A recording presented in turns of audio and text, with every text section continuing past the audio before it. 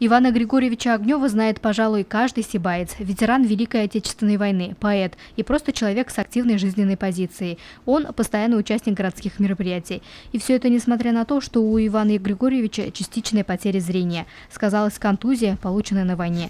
На вопрос, легко ли передвигаться по городу, где нет комфортных условий для незрячих, ветеран не спешит жаловаться. Я на себе, допустим, не ощущаю, что мне трудно было. Я лишь говорю, что я далеко не хожу, я близко только хожу. С палочкой иногда, как говорится, качает меня туда-сюда, но в магазин я сам хожу, все это. А как остальным, мне трудно сказать. Сказывается ли вот на качестве жизни? Слепота? Конечно. Это, по сути дела, полчеловека, даже хуже, больше еще. А если совсем человек слепой, допустим, это говорит, что уже не живой человек.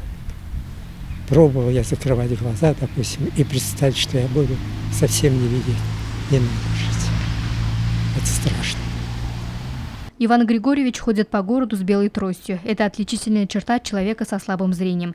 И пусть он не сетует на тяготы жизни, но таким людям многое дается с трудом. Ведь лишенные возможности видеть мир во всех его красках и жить полноценной комфортной жизнью, они вынуждены приспосабливаться к тем условиям, что есть. А таких людей в нашем регионе немало. В настоящее время наша Сибайская местная организация слепых состоит на учете 354 члена.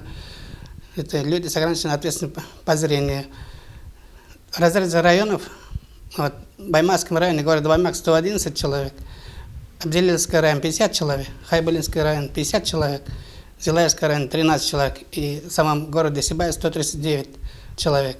В нашем обществе состоит всего 12 детей-инвалидов по зрению. Но основная проблема у них вот, с учебой у них связана. Вот они обучаются в дистанционной школе. Есть желающие обучаться, пока не учатся. Вот в Абдилильском районе есть человек, мальчик, который хочет обучаться. По словам Фанура Гадальшина, в последнее время внимание незрячим людям стало уделяться больше. Начали поступать средства по индивидуальным программам реабилитации, которые позволяют незрячим читать книги, познавать новые и не чувствовать себя ограниченными.